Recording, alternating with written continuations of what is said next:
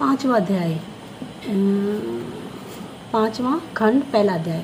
सूत जी बोले, हे शौनक, नारद जी ने ब्रह्मा जी से कहा, हे पिता, अब आप मुझे यह बताएं कि सदाशिव जी ने दैत्यों को किस प्रकार नाश किया। ब्रह्मा जी बोले, हे नारद, जब सकंद ने तारकासुर का वध करके देवताओं को आनंद प्रदान किया, उस समय तड़िमामाली, तारकाश तथा कमलाक्ष नामक तारक के तीनों पुत्र कठिन तपस्या में प्रवृत्त हो गए। वे मेरे ध्यान से पहले एक पांव से खड़े रहे, फिर 100 वर्षों तक केवल जल पीकर तप करते रहे। 1 सहस्त्र वर्ष तक वे अंगूठे के बल खड़े रहे। उस समय मैंने उनसे जाकर कहा, हे तारक के पुत्रों, मैं तुम्हारे तप से अत्यंत प्रसन्न हूँ, तुम अपनी इच्छा अनुसार वर मांगो। तब तीनों दैत्यों ने मुझसे यह कहा, हे ब्राह्मण, यदि आप हमसे प्रसन्न हैं तो हमको यह वर दीजिए कि हम किसी के हाथ से ना मर जाएं। तब मैं उससे बोला कि तुम मुझसे यह वरदान मत मांगो, इसके अतिरिक्त अपनी इच्छा अनुसार कोई भी वस्तु मांगो। यह सुनकर उन तीनों दैत्यों ने पुत्रों के विचार कर कहा कि आपकी यदि यही इच्छा है तो इसी स्थान पर एक नगर की स्थापना हो जहाँ आपकी मूर्ति स्थित हो। इसके अतिरिक्त हम तीनों के लिए अलग अलग एक एक नगर और तैयार हो जाए जो एक एक सहस्त्र कोष के अंतर पर हो। वे तीनों नगर हर प्रकार के समान हो, जो कोई उन तीनों नगरों को एक ही बाण से नष्ट करे वही हमारा वध करने में समर्थ हो। मैंने यह सुनकर कहा, अच्छा, तुम्हारी इच्छा अनुसार यही होगा। फिर मैंने उसी समय मैं दानव को बुलाकर एक साथ 3 नगर निर्माण करने की आज्ञा दी और वहां से चला गया। हे नारद, मैं दानव ने मेरी आज्ञा अनुसार तीनों नगरों का निर्माण किया। प्रत्येक नगर 100 योजन बड़ा था, उसमें स्वर्ग से भी अधिक आनंद था। मैंने क्रम से तीनों भाइयों को तीनों नगर बांट दिए। वे तीनों अपने अपने नगर में आनंद पूर्वक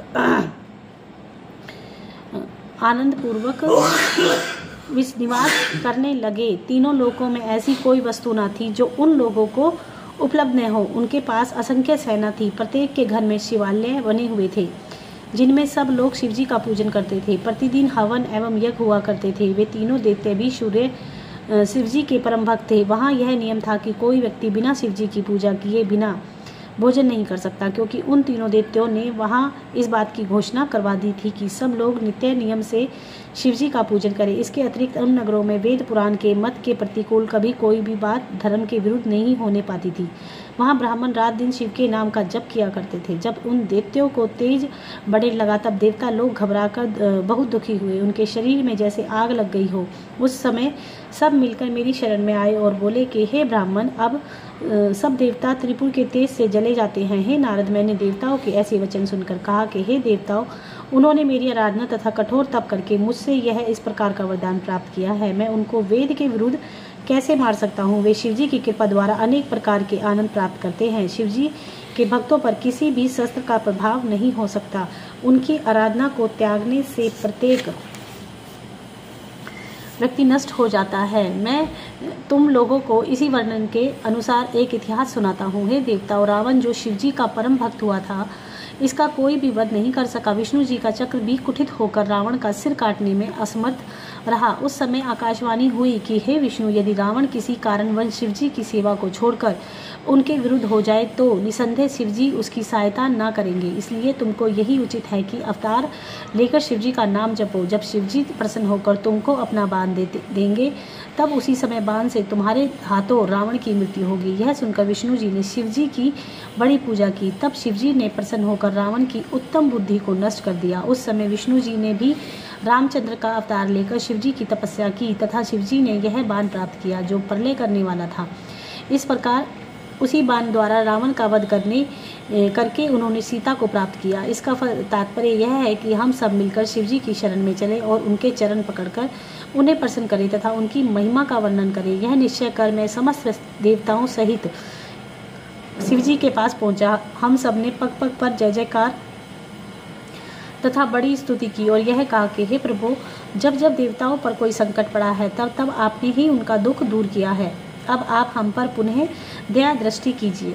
ब्रह्मा जी बोले, हे नारद, देवताओं ने शिवजी से कहा कि हे सदाशिव, आप हमारे दुखों को दूर कीजिए। इस समय दैत्यों ने अत्यंत बल एवं तेज प्राप्त कर हम सबको बहुत दुखी कर रखा है। अब हमें यह कष्ट सह नहीं जाते, इसलिए हम आपकी शरण में आए हैं। यह सुनकर शिव जी बोले, हे देवताओं, मुझे तुम्हारा सब दुख मालूम हो गया है, परंतु त्रिपुर के असुर बड़े धर्मात्मा एवं दाता हैं। उन्हीं गुणों के कारण वे आनंद पूर्वक रहते हैं। संसार में पुण्य के समान और कोई अन्य वस्तु इनकी आनंददायक नहीं है। जब तक उनका पुण्य वृद्धि पर है तब तक वे मारे नहीं जाएंगे। हमको यह उचित नहीं कि हम अपने भक्तों को व्यर्थ ही नष्ट कर दें। इसके साथ ही हमसे तुम्हारे कष्ट भी नहीं देखे जाते, क्योंकि जो हमारी शरण में आता है हम उसकी अवश्य ही रक्षा करते हैं। इससे तुमको यह उचित है कि तुम विष्णु के पास जाकर अपने दुखों को कहो। हे नारद, यह सुनकर सब देवता शिव जी के आदेश अनुसार शिव जी के पास गए। उन्होंने स्तुति करने के पश्चात अपने सब दुख कहे तथा हर प्रकार से विष्णु जी की पूजा से प्रवृत्त हो। तब विष्णु जी ने देवताओं की विनती सुनकर वेद एवं शास्त्रों के अनुसार यह उत्तर दिया कि हे देवताओं, सनातन से शिव जी की भक्ति एवं पूजा पुण्य दान करने वाली है। शिव जी की पूजा होने वाले स्थान पर कोई को दुख या कष्ट नहीं रह सकता। देवताओं ने यह सुनकर दुखी हो निवेदन किया कि हे देवताओं के स्वामी, इस समय हम सब दुखी और अधीर हैं। यह बात स्पष्ट है कि जब तक त्रिपुर के असुर जीवित रहेंगे हम सबको भी शांति नहीं मिलेगी। अब आप ही बताइए, हम सब कहाँ जाएं? या तो आप हम सबको बिना मृत्यु के मार डालिए या त्रिपुर को नाश कीजिए। इन दोनों कामों में से एक काम करके आप हमारे कष्टों को दूर कीजिए, जिससे आपको भी प्रसन्नता हो। हम सब शिव जी के आदेश अनुसार ही प्रसन्न होकर आपके पास आए थे। यह कहकर सब देवता चुप हो गए। तब विष्णु जी ने शिव जी की आज्ञा पर विचार कर सोचा कि किसी न किसी प्रकार इन देवताओं का दुख अवश्य दूर करना चाहिए। फिर शिव जी का ध्यान धर उन्होंने अपने यज्ञ गणों का स्मरण किया तथा यह यज्ञ के भीतर से मखपति उत्पन्न होकर विष्णु की स्तुति करने लगे। उस समय विष्णु जी देवताओं से बोले, हे देवताओं, अब तुम सब इनकी पूजा करो। देवताओं ने उसी समय प्रसन्न होकर शंखनाद किया तथा मख अर्थात यज्ञ करके मखपति का ध्यान धरते हुए उनकी पवित्र स्तुति की। तब मखपति प्रसन्न होकर विष्णु जी की स्तुति करने लगे। उस समय विष्णु जी ने देवताओं से कहा कि हे देवताओं, त्रिपासुर तुम्हारे ऐसे प्रयत्नों द्वारा ही नहीं मारे जा सकते जिनके दर्शन मात्र से ही पाप नष्ट हो जाते हैं। मखपति उनका क्या कर सकता है? वे शिव जी के वरदान द्वारा ही संसार में सबसे अधिक आनंद भोग रहे हैं। हे देवताओं, संसार में ऐसा कौन है जो शिव जी के भक्त का विनाश कर सके? शिव जी ने केवल संसार की भलाई के निमित्त ही अवतार लिया है। उनके एक ही अंश की पूजा के स्वरूप देवताओं ने कैसा पद प्राप्त किया है, इसे तुम जानते हो। ब्रह्मा ने भी उनकी सेवा करके ही यह पद पाया है तथा मुझको भी पालन करने की शक्ति तथा बड़ाई उन्हीं से प्रसन्न होकर प्रदान की है। इसलिए हम कहते हैं कि त्रिपुरासुर केवल शिव जी की पूजा करने से ही मारे जा सकते हैं। नारद, विष्णु जी ने यह कहकर समस्त देवताओं सहित शिव जी के पूजन का आयोजन किया। उसी समय 1 करोड़ पार्थिव लिंग मिट्टी से बनाकर प्रथम प्राण प्रतिष्ठा एवं आवाहन कर पश्चात उसकी अक्षत, चंदन, सुगंध, पुष्प एवं बेल पत्रों से पूजा की। इस प्रकार विष्णु जी शिव जी के ध्यान में मगन हुए। तब शिव जी ने प्रसन्न होने से त्रिशूल, गदा आदि लिए और असंख्य भूत प्रेतों की सेना प्रकट हुई। उस समय शिव विष्णु जी ने उन्हें देखकर यह कहा कि तुम सब तुरंत त्रिपुर का नाश कर दो, अर्थात तीनों नगरों को जलाकर भस्म कर डालो। इस प्रकार संसार में तुम्हारी कीर्ति फैलेगी। विष्णु जी का ऐसा आदेश सुनकर भूतों की सेना वायु वेग से चली तथा त्रिपुर में पहुंचकर चारों ओर फैल गई। परंतु जब वह नगर के भीतर पहुंची तब शिव जी की लीला से जलकर तुरंत भस्म हो गई। हे नारद, जिनके मन में शिव जी की दृढ़ भक्ति है उनके निकट संकट आकर स्वयं ही नष्ट हो जाते हैं। देवताओं ने यह हाल देखकर विष्णु जी के पास आकर सब वृत्तांत सुनाया और तथा यह सोचने लगे कि किस उपाय से त्रिपुर का नाश किया जाए, क्योंकि अविचार अर्थात हठ धर्मी से भी शिव जी के भक्तों को कोई कष्ट नहीं पहुंचाया जा सकता। वास्तव में शिव की भक्ति के ही कारण से वे दैत्य बच गए हैं। यदि शिव जी हमारी सहायता करें तब हम शत्रुओं के इन अत्याचारों से मुक्ति प्राप्त कर सकते हैं। इसलिए हमें कोई ऐसा उपाय करना चाहिए जिससे ये दैत्य धर्म से नष्ट हो जाएं। उस स्थिति में शिव जी स्वयं ही उनको नष्ट कर देंगे। विष्णु जी ने यह विचार कर देवताओं से कहा कि हे देवताओं, अब तुम सब लोग अपने घरों में जाकर शिव जी के नाम का जप करो तथा दिन रात पार्थिव पूजन करके उनकी स्तुति करो। विष्णु जी के ऐसे वचन सुनकर समस्त देवता अत्यंत प्रसन्न हुए।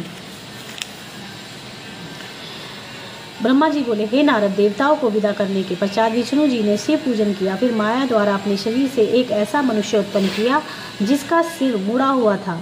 वह मैले वस्त्र पहने तथा वस्त्र से अपने मुख को ढके हुए धर्म कर्म कहता हुआ विष्णु के सम्मुख आ खड़ा हुआ और हाथ जोड़कर अहवचन बोला। उसने कहा कि मुझको क्या आज्ञा है?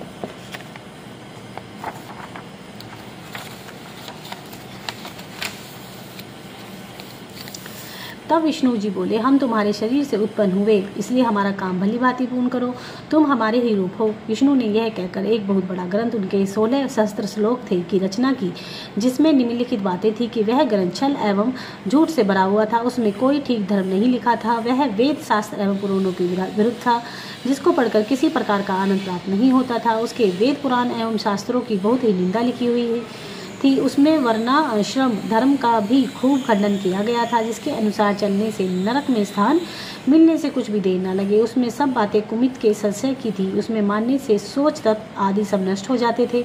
विष्णु ने उस पुस्तक को उसे देकर कहा कि तुम त्रिपुर में जाकर सबको यह पुस्तक पढ़ा दो, वहाँ के निवासी वेद एवं पुराणों के समान ही हैं, सब कार्य करते हैं, इसलिए तुम वहाँ जाकर इस मत का सबको उपदेश दो, जिससे वे सब धर्म भ्रष्ट होकर शिवजी की पूजा करना छोड़ दें। जब तुम अपना यह कार्य पूर्ण कर लो, तब अपने शिष्यों सहित तब तक मरुस्थल में वास करो, जब तक कि कलयुग में न आए। तुम वहाँ गुप्त रूप से रहा करना, जब कलयुग का आरंभ हो जाए तब तुम मेरे इस उपदेश को भली भांति प्रसिद्ध करना, तुम्हारा पद निश्चय ही ऊंचा बना रहेगा। हे नारद, मुंडी ने विष्णु जी की यह आज्ञा प्राप्त कर अपने बहुत से शिष्य किए। तब विष्णु जी ने कहा कि अब तुम वहाँ से विदा हो जाओ, तो हमारा एक नाम अरहन, तुम उसका स्मरण करते रहना, फिर तुमको कोई भय न रहेगा। इस प्रकार विष्णु जी के आदेश अनुसार मुंडी अपने शिष्यों सहित वहां से चलकर त्रिपुर पहुंचा। वहां उसने अनेक चेटक दिखाकर बहुत से लोगों को अपना शिष्य बना लिया। वहां ऐसा कोई भी न था जो मुंडी के पास जाकर शिष्य बने बिना अपना पुराना धर्म विश्वास लेकर घर लौट आए।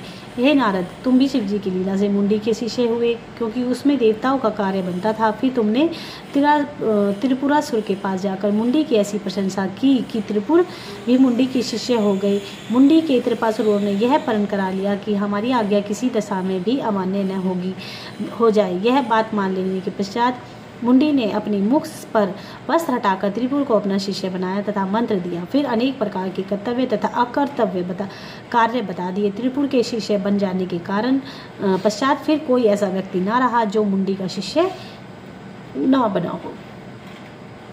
ब्रह्मा जी बोले, हे नारद, त्रिपुर को चेला बनाने के पश्चात मुंडी ने उन्हें कई आदेश देते हुए कहा, हे त्रिपुर, हमारा मत सब मतों में उत्तम है, जिसको नारद ने भी माना है। इस मत के यह मार्ग है कि यह संसार असाध्य है, उसका आदि अंत कुछ भी नहीं है, ना तो इसका कोई कर्ता ही है, न बनाने वाला ही है, न सनातन है। यह इसी प्रकार चला आ रहा है। समय आने पर यह स्वयं ही प्रकट होता है तथा इसी के प्रकार समय अनुसार अदृश्य हो जाता है। समय पाकर ही अच्छा बुरा कार्य हो जाता है।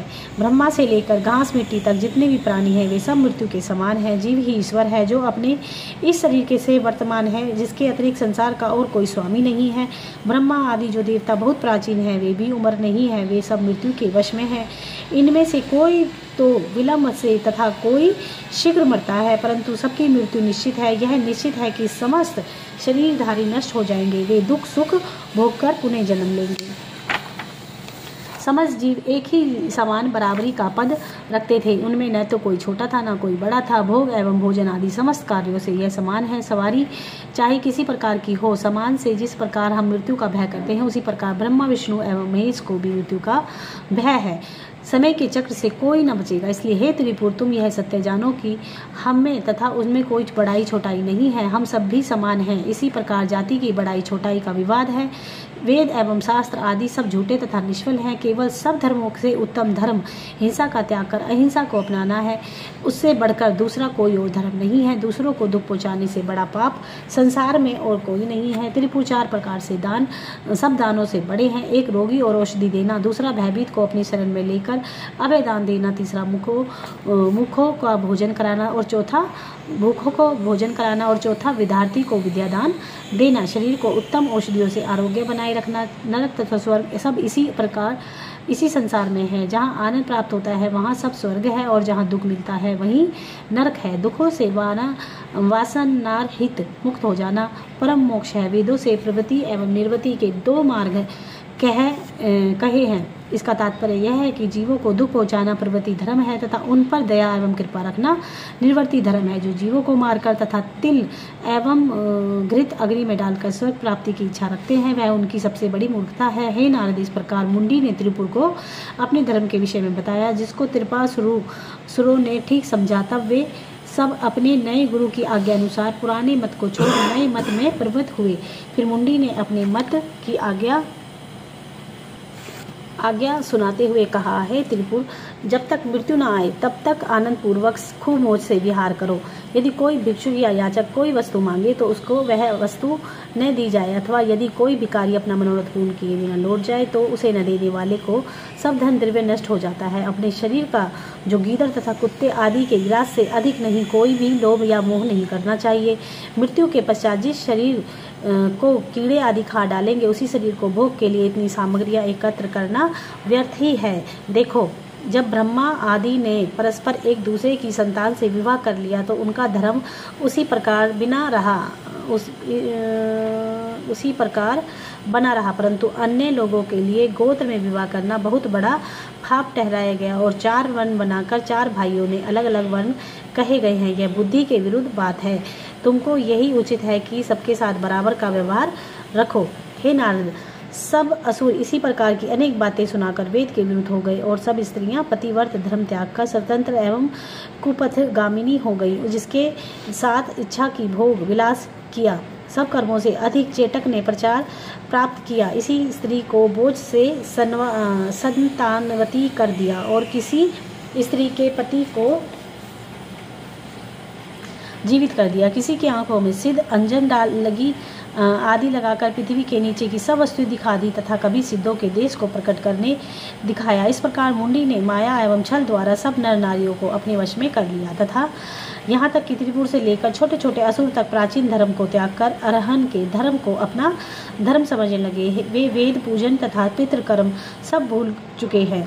केवल यही एक धर्म शेष रह गया कि सबने रात्रि को भोजन करना बंद कर दिया। ब्रह्मा जी बोले, हे नारद, इस प्रकार त्रिपुर में वेद के विरुद्ध नास्तिक मत स्थापित हो गया। इस कारण वहाँ के निवासियों से लक्ष्मी रुष्ट हो गई और चारों ओर दरिद्रता ही दरिद्रता फैल गई। हे नारद, इन सब बातों को मूल कारण तुम ही थे।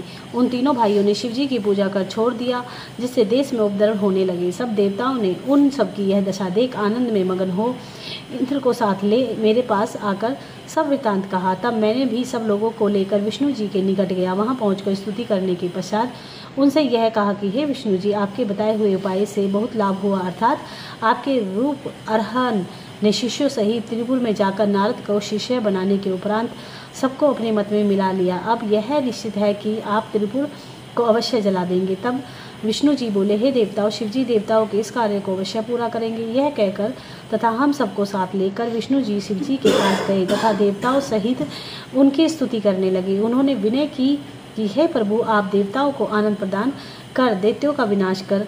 यह सुनकर शिवजी बोले, हे देवताओं, अब हम तुम्हारे कार्य को समझ गए हैं। अब त्रिपुर शीघ्र ही नष्ट हो जाएगा। शिवजी के ऐसे आश्चर्यजनक वचन सुनकर समस्त देवता अत्यंत प्रसन्न हुए। हे नारद, जो इस चरित्र का पाठ करेगा या सुनेगा उसके भी सब मनोरथ पूर्ण होंगे। हे ब्रह्मा जी बोले, हे नारद, तब उसी समय गिरिजा अपने पुत्र को दिखाती हुई जय जय जय जय शिव शंभु जय जय शंभु स्तुति करती हुई शिवजी के पास आई और बोली, हे स्वामी, अपने पुत्र षडानन का खेल देखिए। शिवजी ने गिरिजा से लड़के को लेकर गोद में बैठा लिया तथा प्रसन्न होकर नृत्य करने लगे। यहाँ तक कि सब देवता भी इतने मगन हो गए कि वे शिवजी के साथ नृत्य करने लगे। इसके पश्चात गिरिजा षडानन को साथ लिए हुए भीतर घर में चली गई। देवताओं ने अनेक प्रकार की से स्तुति की तथा अपने सब कष्ट कह सुनाए, परंतु शिवजी ने कुछ ना सुना। तब मैं तथा विष्णु जी आदि सब लोग शिवजी के द्वार पर बैठकर परस्पर कहने लगे कि अब हम क्या करें, कहाँ जाएं और किससे कहें, अब हमारी नौका को कौन पार लगाएगा। शिवजी से थोड़ी सी आशा थी, परंतु वे भी हमारे कष्टों पर कोई ध्यान न देकर घर में चले गए। शायद हमसे उनकी सेवा में कोई अपराध हो गया, जिसके पश्चात देवताओं ने निश्चय किया कि हम लोग यहाँ से चलकर अपनी स्त्रियों सहित शिवजी के घर में चले। शिवजी देवताओं को यह विचार न जान सके, अस्तु उन्होंने तुरंत गणपति को वहाँ भेज दिया। उन्होंने डंडों से मारकर सब लोगों को बाहर निकाल दिया। यह देखकर कश्यप मुनि ने धैर्यपूर्वक कहा कि शिवजी ने यह क्या किया, जो दया को त्याग कर हमें ऐसा दंड दिया। फिर उन्होंने जाकर विष्णु जी से सब वृत्तांत कहा कि हमारे मनोरथ किसी प्रकार पूरा न हुआ तथा अब तक का सब परिश्रम व्यर्थ ही हो गया। उस समय विष्णु जी ने यह कहा कि तुम सब लोग धैर्य रखो, शिव जी अवश्य ही तुम्हारे दुखों को दूर करेंगे। तदुपरांत विष्णु जी ने सबको शिव जी का एक मंत्र जिसमें 10 सहस्त्र अक्षर हैं बताकर कहा कि इसका 14 करोड़ बार जाप करो, जिससे शिव जी प्रसन्न होकर तुम्हारे मनोरथ पूर्ण करेंगे। हे नारद, सब देवता विष्णु जी से वह मंत्र लेकर जप करने लगे तथा शिव जी के प्रकट होने की बात देखने लगे। तब शिव जी देवताओं के उस जप से प्रसन्न होकर प्रकट हुए और बोले, हे विष्णु एवं ब्रह्मा, हम तुम्हारी दृढ़ता से प्रसन्न हैं, तुम अपनी इच्छा अनुसार हमसे वर मांगो। तब सबने प्रसन्न होकर शिव जी की स्तुति की तथा यह कहा कि हे सदा शिव जी, आप त्रिपुरासुर के तीनों पुरों का नाश करें। देवता यह कहकर पुनः स्तुति करने लगे। तब शिव जी ने प्रसन्न होकर कहा कि ऐसा ही होगा, तुम्हारी मनोकामना पूर्ण होगी। ये कहकर शिव जी ने असुरों पर कुपित होकर अपना बाण छोड़ दिया। उस बाण ने सूर्य के समान प्रकाशवान होकर सब देवताओं को नष्ट कर डाला, परंतु जो शेष बचे उन सबको त्रिपुरासुर ने अमृत कुंड में जो वहां था डाल दिया, जिससे वह पुनः जीवित हो उठे तथा लौह शरीर होकर बादल के समान गरजने एवं बिजली के समान चमकने लगे। तब शिव जी ने विष्णु जी से तथा मुझसे यह कहा कि तुम दोनों बछड़ों का रूप धारण कर वहां जाकर सब अमृत को पी लो, देखते सब तुमको नहीं जान पाएंगे। शिव जी की ऐसी बात आज्ञा पाकर मैं तथा विष्णु बछड़ा बन दोपहर 3 चढ़े वहां पहुंचे। हमको किसी ने नहीं देखा था। वहां से विष्णु जी ने दोनों लौटकर शिव जी की स्तुति करने लगे।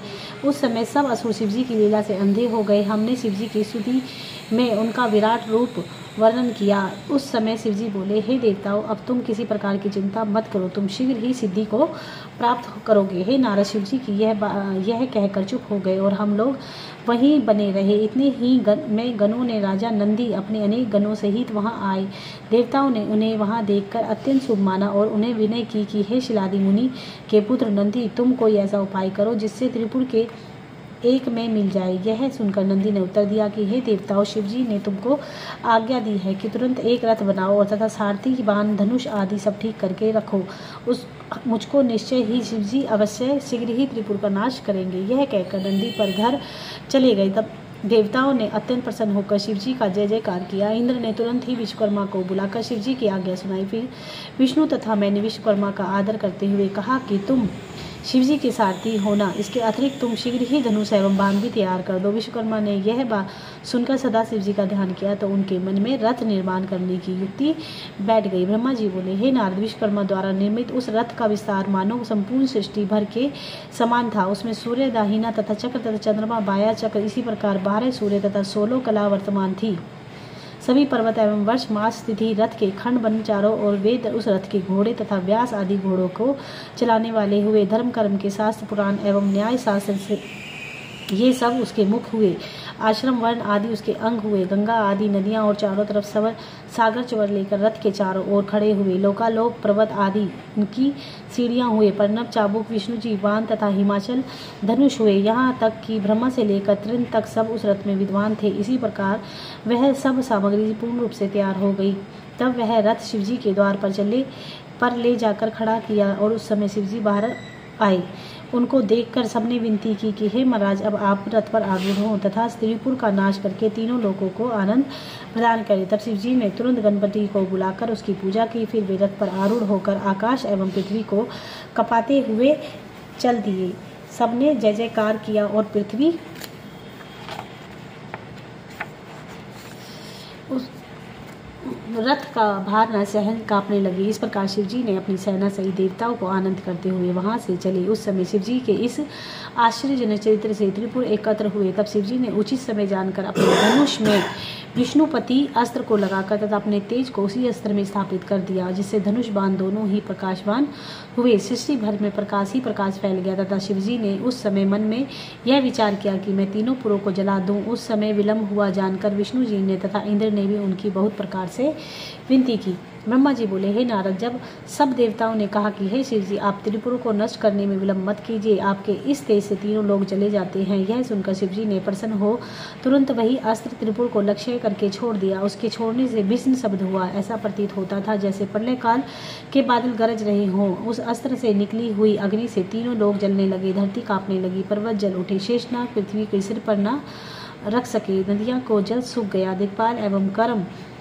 कूर्म जो पृथ्वी पर भार संभाले हुए थे बलहीन हो गए तथा एवं सब मुनि एवं सिद्ध ध्यान छोड़कर आश्चर्यचकित हुए। उसी समय शिवजी द्वारा छोड़े गए बाण के पहुँचते ही वे तीनों पुर जलकर भस्म हो गए। तदुपरांत वह बाण उन सबको जलाकर शिवजी के पास लौट आया। इस प्रकार बाण के उस भीषण प्रहार से त्रिपुर में कोई प्राणी जीवित न रहा। सब देवता शिवजी के हाथ से मरकर मुक्ति पा गए। वे सभी शिवजी के गण हुए, क्योंकि उनमें भक्ति का बीज शेष था और भक्ति का बीज कभी नष्ट नहीं होता। उस समय शिवजी के स्वरूप ऐसा भयानक था जिसे देखकर प्रतीत होता था कि प्रलय होने में अब कोई देर नहीं है। मैं तथा विष्णु जी उस महातेज के कारण शिवजी को अच्छी तरह प्रकार नहीं देख सकते थे। यह देख मैंने तथा विष्णु जी ने दूर से ही उनकी स्तुति की। हे नारद, सबसे पहले विष्णु जी ने शिवजी की स्तुति की तथा वहाँ के कहा कि हे शिवजी, आप अपने क्रोध को शांत करें। फिर मैंने भी उनकी स्तुति की। इसके पश्चात लोकपाल, देवता, सिद्ध, नाग, मुनि तथा वेदों ने भी अपनी अपनी स्तुति को युक्ति के अनुसार काव्य रूप में गाया। तब ऐसी अनेक प्रकार की स्तुति सुनकर शिवजी प्रसन्न हुए। इस प्रकार हम सब शिवजी को प्रसन्न पाकर उनकी सेवा करने लगे। ब्रह्मा जी बोले, हे नारद, उस समय शिवजी हम सब पर अत्यंत प्रसन्न होकर बोले कि तुम लोग अपनी अपनी इच्छा अनुसार वर मांग लो। सब देवता यह कहा कि हे महाराज, आपने त्रिपुर को नष्ट करके हम सबको बड़ा आनंद प्रदान किया है। हम आपकी कृपा से कृतार्थ हो गए हैं। हे शिवजी, इसी प्रकार जब जब हम पर कोई कष्ट पड़े तब तब आप उसे दूर किया कीजिए और अपनी भक्ति हम पर प्रदान कीजिए। यह सुनकर शिवजी ने ओम कहकर हम सबको प्रसन्न किया। उस समय नृत्य एवं गायन का बहुत बड़ा उत्सव हुआ। उसी समय अरहन ने भी अपने चारों शिष्यों सहित वहां उपस्थित होकर शिवजी को प्रणाम किया तथा अन्य सभी देवताओं को भी दंडवत किया। फिर नम्र होकर शिवजी ने इस प्रकार कहा कि मैंने आपकी आज्ञा अनुसार ही बिना सोचे विचारे इस मत पर प्रचार किया, सो मुझ पर आप ऐसी कृपा करें जिससे मुझे ऐसे दुष्कर्म का कोई पाप न लगे। अब आप मुझे आज्ञा दीजिए कि मैं क्या करूं और किस स्थान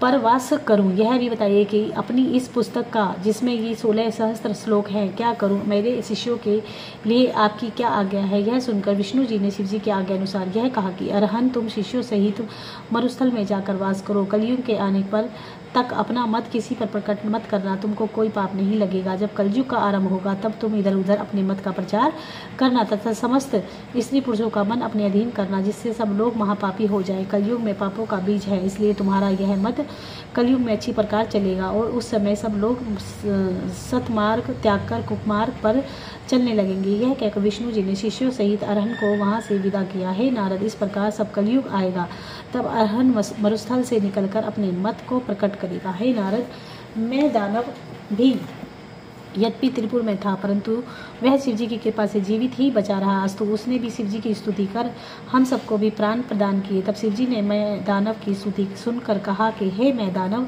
तुम निर्भय होकर रसातल में वास करो। शिवजी के आज्ञा अनुसार मैं दानव वहां जाकर रहने लगा। सब देवता मैं दानव पर शिवजी की यह कृपा देखकर अत्यंत प्रसन्न हुए। हे नारद, जो मनुष्य इस चरित्र को सुनेगा वह सुनाएगा, उनके सभी मनोरथ पूर्ण होंगे।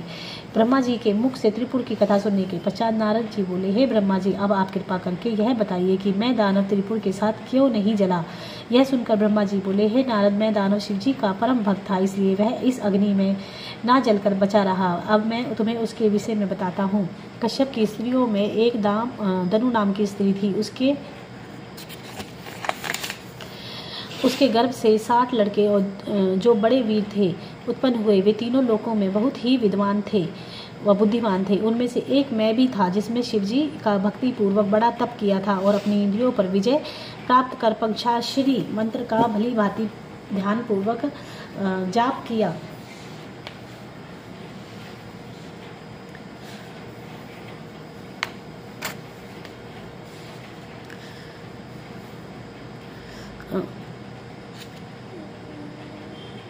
भली भांति ध्यानपूर्वक जाप किया। वह गर्मियों में अग्नि में तपकर, वर्षा में खुले वन में रहकर तथा शीतकाल में जल के भीतर बैठकर कठिन तपस्या करता रहा। उसे ने शिवजी की मृतिका की मूर्ति बनाकर उसकी पूजा की तथा उसी के प्रणाम चावल, बिल्व पत्र तथा प्रत्येक रंग के सुगंधित पुष्प चढ़ाए। वह स्थिर होकर दृढ़ आसन एवं ध्यान से श्वास रोककर बैठ गया। तब शिवजी ने प्रकट होकर उसे वर मांगने के लिए कहा, परंतु उसने शिवजी के इस वचन को नहीं सुना। यह देखकर शिवजी ने अपनी मूर्ति को मैं के ध्यान से खींच लिया। उस समय मैंने आश्चर्यचकित होकर नेत्र खोल दिए तो देखा कि सामने शिवजी खड़े हुए हैं। उनका महाघोर शरीर भस्म लगाए भाल पर चंद्रमा विराजमान एवं अपने मुख्य स्वरूप तथा मुख्य लक्षणों से सुशोभित ऐसा सुंदर स्वरूप देखकर मैं दानव उठ खड़ा हुआ तथा सिर झुका शिवजी को प्रणाम कर स्तुति करते हुए बोला कि हे नाथ, मैं क्या वरदान मांगूं? आप तो स्वयं ही सब कुछ जानते हैं। हे नारद, शिवजी ने मैं के मुख से ऐसे वचन सुनकर कहा कि हे हम तुमको तुम्हारे हृदय ही अनुसार यह वरदान देते हैं कि तुम सब दैत्यों के आचार्य होकर सदैव निर्दोष रहोगे।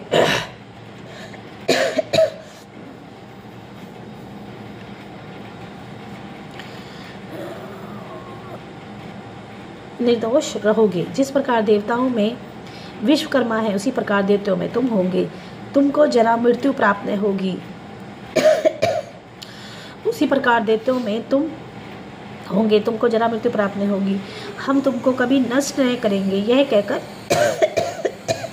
शिवजी ने भय के शरीर को स्पष्ट किया, जिससे उसे अत्यंत आनंद प्राप्त हुआ। मैं भी उनको प्रणाम